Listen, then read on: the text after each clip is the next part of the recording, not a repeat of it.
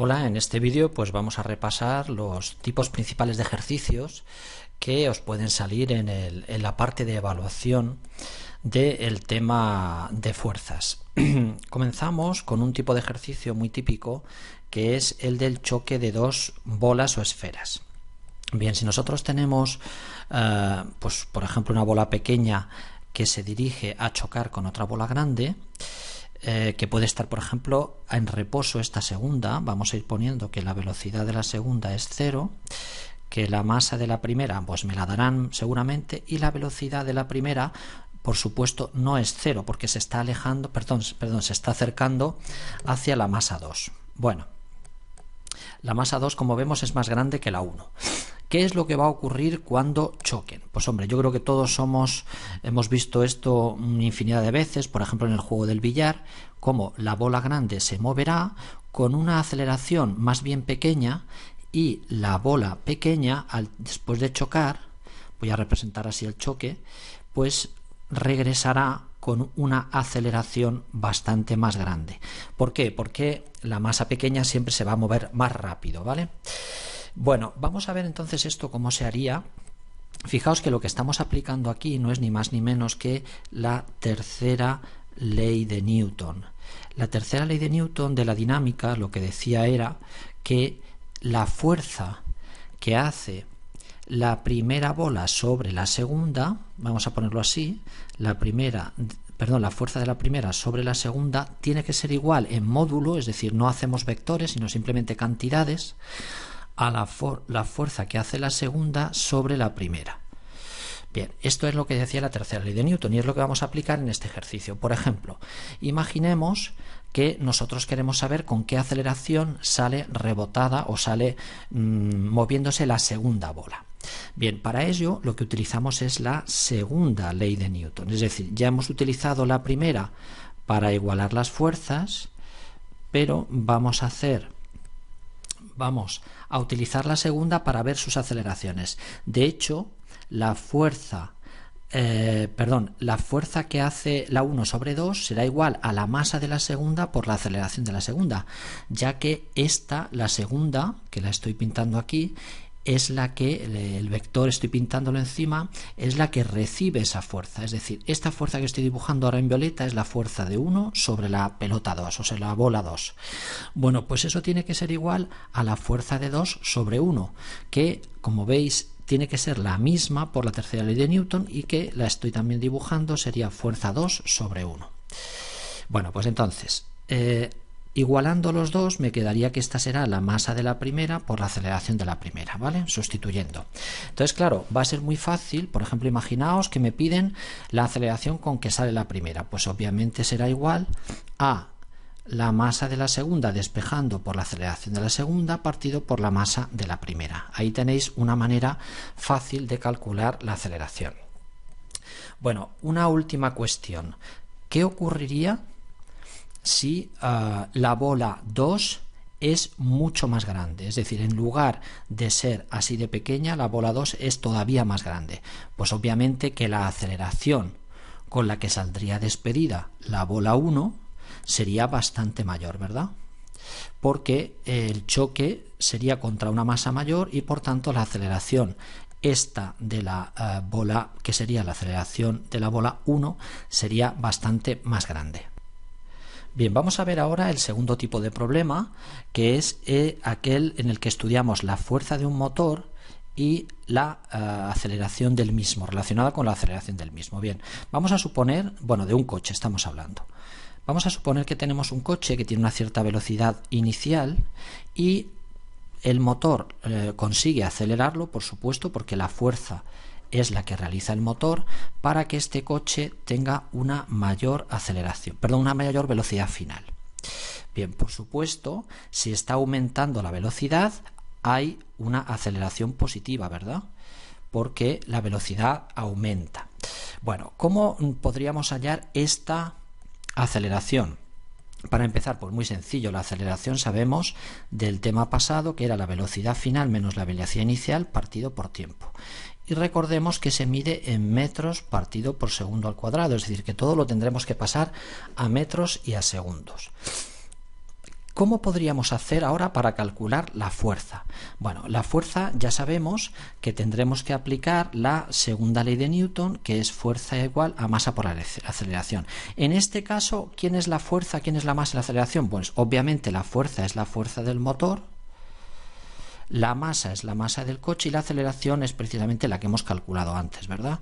Tendríamos esto de aquí. Bien, vamos a recordar que la masa siempre se mide en kilogramos en el sistema internacional, como ya habíamos estudiado al principio de curso, y la fuerza, como todos sabéis, en newtons. Bueno, otra cosa que nos pueden preguntar, por ejemplo, es ¿cómo podríamos conseguir una mayor aceleración?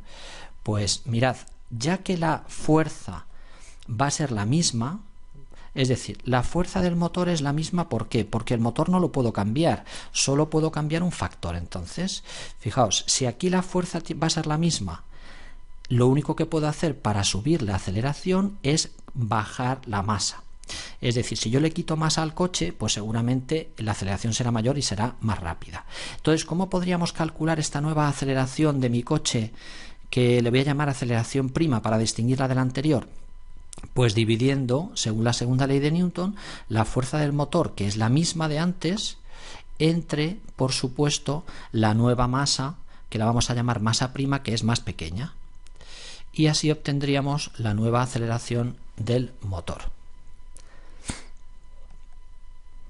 Bien, en el tercer ejercicio vamos a estudiar el movimiento de los discos que se deslizan, por ejemplo, en los partidos de hockey sobre hielo, ¿no?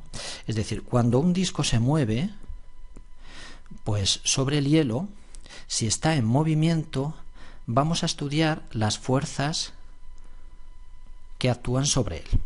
Bueno, si está en movimiento, lo primero, está claro que existe el peso. El peso es la fuerza de la gravedad con que la Tierra lo atrae hacia el centro de la Tierra. ¿Y por qué este disco no se hunde hacia abajo?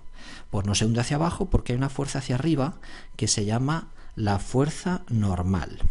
Esta fuerza es la que hace el propio hielo, impidiendo que el disco se hunda hacia el centro de la Tierra, es decir, que el disco lo perfore y vaya y se hunda, ¿no?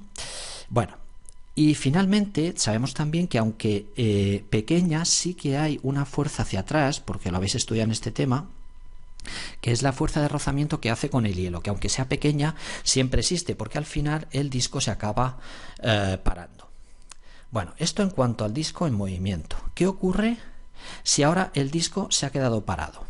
Si el disco lo tenemos parado, todos somos conscientes, es decir, ahora lo que tendríamos es la fuerza peso y la fuerza normal, que es la que sujeta al disco. Aquí en este caso el disco está parado. Antes estaba en movimiento, pero ahora está parado. Solo habría esas dos fuerzas. Y para terminar este tipo de ejercicios, recordad que cuando dos discos chocan, pasa igual que lo que habíamos dicho. Cuando chocan dos discos, pasa lo mismo que habíamos dicho en el ejercicio número 1, es decir, que la fuerza que hace 1 sobre 2 es igual a la fuerza que hace 2 sobre 1, es decir, la tercera ley de Newton. Esto quiere decir que la masa 1 por la aceleración 1 va a ser igual a la masa 2 por la aceleración 2. Y obviamente, si las masas son iguales, pues las aceleraciones también serán iguales. Bien, en el cuarto ejercicio vamos a ver una gráfica que nos pueden poner para hallar aceleraciones y fuerzas. Vamos a ver esta típica gráfica del nivel de cuarto de la ESO, donde vemos que un objeto de un móvil ha empezado con velocidad 0 a tiempo 0, como veis que estoy marcando en este punto violeta, y luego acelera pasando en 10 segundos, como veis aquí el tiempo se mide aquí abajo y hay 10 segundos, a una velocidad de 20 metros por segundo, que es lo que se mide justo en el eje de las IES o en el eje de la izquierda. ¿Vale? Pues entonces, ¿cómo podríamos saber cuánto ha aumentado la velocidad? Pues obviamente la velocidad aumenta en 20 metros por segundo, obviamente, porque de 0 hemos pasado a 20, ¿verdad? En este tramo de aquí, que estoy señalando ahora en violeta. De 0 hemos pasado a 20. Bien, pues entonces, ¿cómo se marcará la aceleración? ¿Cómo se calculará? Muy sencillo. La velocidad final menos la velocidad inicial, esto ya lo sabemos, partido por el tiempo que han pasado, que ha sido 10 segundos. Os dais cuenta que hemos ido desde 0 hasta 20 en un tiempo de 10 segundos. Vale, pues entonces la aceleración será 2 metros por segundo al cuadrado. Muy bien, pues una vez que tenemos la aceleración, la fuerza también es muy sencillo calcularla, porque aplicamos la segunda ley de Newton. La fuerza es igual a la masa por la aceleración. Imaginaos que tenemos 100 kilos de masa, por ejemplo. Ya sabéis que la masa siempre se pone en kilos, y la aceleración en 2 metros por segundo al cuadrado. Y esto sale 200 newtons, por ejemplo, ¿verdad? Como veis, es muy fácil calcular la fuerza. Bien, un par de apuntes más antes de terminar con este tipo de ejercicio. Estaréis de acuerdo conmigo en que en este tramo la aceleración va a ser 0, luego la fuerza y la aceleración van a ser muy fáciles de calcular, porque ahí la velocidad no cambia, ¿verdad? Y el tercer y último tramo, que es este de aquí, este tramo, todos estaréis de acuerdo en que la aceleración tiene que salir negativa, es decir, menor que 0. Por tanto, la fuerza también sería negativa, porque es una fuerza de frenado. Y nada más, con esto acabaríamos el cuarto tipo de ejercicio. Bueno, y vamos a terminar este repaso con las fuerzas, la fuerza necesaria para levantar un objeto. Es algo muy sencillo. Recordad que cuando un objeto está parado, está quieto, o sea, su velocidad es 0, actúa sobre él dos fuerzas, siempre que esté apoyado. Por ejemplo, imaginemos esta caja que está apoyada en el suelo. ¿Qué fuerzas actúan? Pues hemos dicho antes que el peso y la normal.